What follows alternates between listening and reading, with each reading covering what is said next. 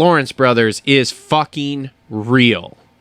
Yeah, but it's growing. Yeah, but it's they're jamming them too far down everybody's throats. Okay, but here's the problem. Go ahead. Because the promoters have the VIP thing, and they're getting their piece out of all that stuff. So they're trying to push all the people into buying that VIP program, so they make more money. Okay, so here's where I was going to go with this, because I was going to go a little bit different way to that. Okay. So we always say, like, everybody talks. We want to grow the sport. We want to grow the sport. We want to grow the sport. We need people that are going to transcend the sport, okay, compared to the normal rider, or say like the Eli Tomac, who's just a recluse. Okay, cool. So we want to transcend the sport. We want Pastranas. We want McGraths. We want that kind of stuff, okay? How do you transcend the sport in 2024? You have to literally be in front of everyone 24/7. Who do we have that can transcend the sport? These two Australian brothers who are kicking ass and taking names and are those guys that can do it. Yeah. So guess what? You're going to see a lot of them. And Feld knows this, and Feld knows how to push this to an extent. Sorry, I'm cutting you off. The problem is that it's now gone from, man, we want to see this kid do really good, to, man, fuck him, we hate him. Yeah, like, I hope he crashes in the main. Yep. Yeah. Which is fucked up. But I don't know. I thought a little bit of it, I think, can go. I don't know if you want to give him credit for it or whatever, but I think the root of it is Myrtle getting involved. You know how they kind of did their media blackout thing? Yeah. Where he is now able to pick the media that he wants to portray his message through. And what better way than have it right through the promoters and right through the broadcast and whatever. That's where they're going to get the most exposure, and for damn sure they are. So, props to him for making that happen behind the scenes and doing the legwork for that. Yeah. But, man, there's got to be a way to tame it down a little bit. Do you feel? No. Or here's where number one, I'm a huge Lawrence Brothers fan, Lawrence family fan. So, like, it's not going to, unless at some point these guys are a complete asshole to me, which they haven't been. I made a stupid joke with Hunter. He wasn't a fan of it. Yet he still then proceeded to have a conversation with me about cars. So, okay, that's cool. What was the joke? Never mind. We're not going to talk about it. I want to hear it. I said, air it out. well, I mean, it was a joke we had on the show. Hang on. Here's the caption on YouTube. My shitty joke to Hunter. I mean, it was the same joke we had on the show all the time. What do we used to say?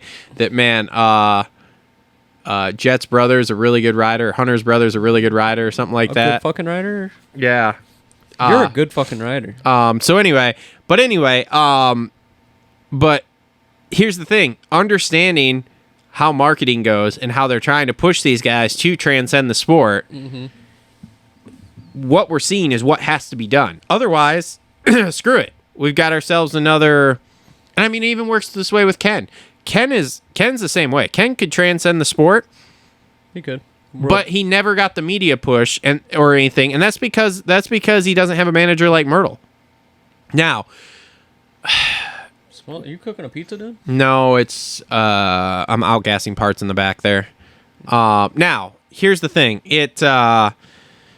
He's doing it with the promoters, which is technically the smart way to do it, but I have thoughts on that we're not going to get into, so whatever. Where like Ken's agent was like, fuck the promoters. And I so this is the two bad blood there, because Ken's agent tried buying Supercross in general and all that kind of stuff. Yeah, there's buying the rights to Supercross. There's some interesting things there with that, but so that's why Kenny won't transcend the sport. But I do think the Lawrence brothers could possibly do this, and I think it's because of Lucas Myrtle. And then, I mean, obviously, you have to have the attitude for it. We can't do it with Eli Tomac. Yeah. And who does Myrtle have in the pipe? He's got the Coonan brothers. The Coonan brothers are next up. So he also has Volan and Shimoda. And now Ryder D. And Ryder D. But I don't think you're going to get There's no transcending them with those guys. No, not with any of them. Shimoda, they're going to pull in an Asian audience, which I think will be good, from Japan. So that's cool. And I don't know what he's going to do with Volan. Volan's like a nice kid and everything, but I don't know. Like, where's his special sauce? Yeah, I don't know. Yeah. I don't know. Be interesting to talk to Mertz and see like what he says about it.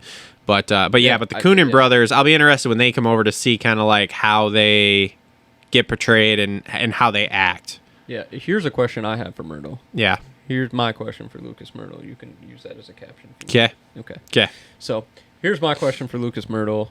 Is there a way in the contracts as things go forward to where he can negotiate to be transparent about salaries and signing bonuses, etc.? Do you think that's something that could be... I mean, that's something that would transcend the sport. Mm-hmm. People love talking about money. Like football, the only reason I'd watch football is because of the money, because I damn sure can't play or relate to those guys, but we can all relate to making money. Dude, well, this was brought up by Jace on a Gypsy Tales episode recently, because Weege has been putting it out there more and more about like the winning bonuses for the series and stuff, right? I really want to listen to one with Weege, some rich dude in Dubai that Jace knows had messaged him and was like, "Holy crap, this Deegan kid just won $500,000." Like when he won the SMX thing, and he was like, "Yeah, bro," and he's like, "Holy crap, that's incredible."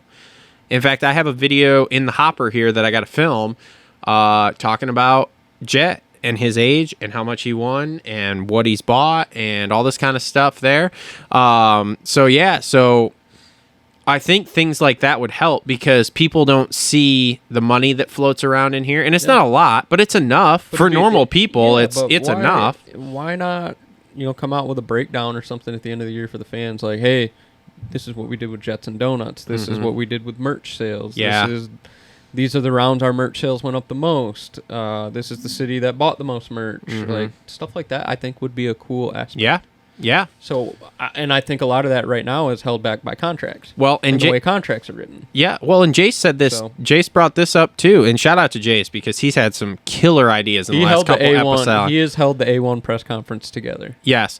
But he said he was like, dude. He was like, Dave Prater should come out just like Dana White does at the beginning of every press conference, and be like, we sold this many tickets tonight. Attendance was this much. We made this much money, whatever. However Dana does it. Yeah. And then take some questions and then boom.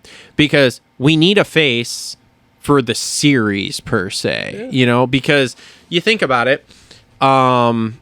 When you go to, with NASCAR, with the NFL, you got Roger Goodell. Yep. NASCAR, you got, I don't even know who the shit is. Yep. Formula One, I don't know who we have. We have the team managers, which is cool that we get to talk, or the team principals, whatever. Yeah. So it's like, okay, cool. To do that a little more. Yeah. So it's like, okay, cool. If we're gonna do that, then let's do it this. Let's do it this way. Because as far and I'm with Jace on this. The UFC is the benchmark for how you want to handle your media.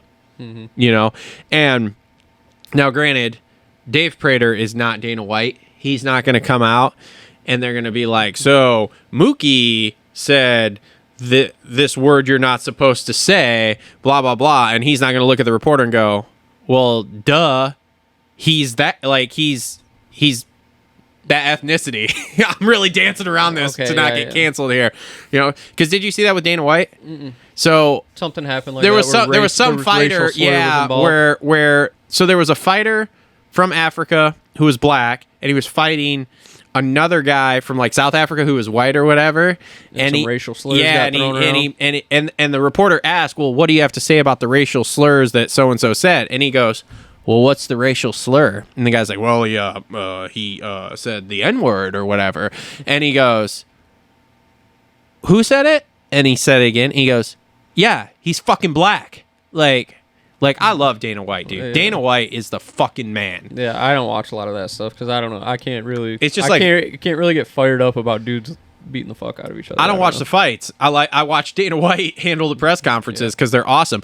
But if we mix something in like that and had a director who was like that or whatever. Yeah, I agree. Because they put they put like Mike Pelletier out. Like yesterday when second practice got canceled, they bring Mike Pelletier on and he says, yep, we've decided, we need time to prep the track and whatever. We're canceling second qualifying session, blah, blah, blah, whatever. But we still won't update our timing. Yeah, but it's like Mike Pelletier, Dave Prater, these guys, they're They good need to guys. become a character themselves. Yeah, but they're not. But they're not characters. They don't have that, and I think that's something that needs to be looked at in today's day and age with the way everything is. That would help the sport grow per se. I mean, you look at Formula One. What's the big debacle in Formula One this week? Because it's off season. Yeah, I don't know. Do you know? Yeah, Gunther left Haas. Oh, I did see that pop up Yeah, somewhere in my yeah, feed exactly. somehow. Yeah. Do you want to know what my YouTube feed's full of? Why he left Haas videos. Yeah. People all The last place, my YouTube feed is full of Formula One news this week, which is that the team principal for the last place team left the team. Can you imagine if if everybody was talking Martin Davalos leaving Firepower Honda? Yeah. Like, nobody's going to give a shit. Unless you build it up. Unless you Make people build give a it. shit. Which is what we should do. We should build. These are the kind of storylines that we need to build. And I give it to, again, Feld on this end here of Weege has stated over and over again, they're trying to build story. Okay, cool. Let's build some fucking story. Yeah, they want to build stories, but guess what they're talking about? Second round in, Jet 17-0. Come on. Yeah. I'm not So really let's about that, so let's build some stories here outside of that, because we could let's build stories about Martin Davalos.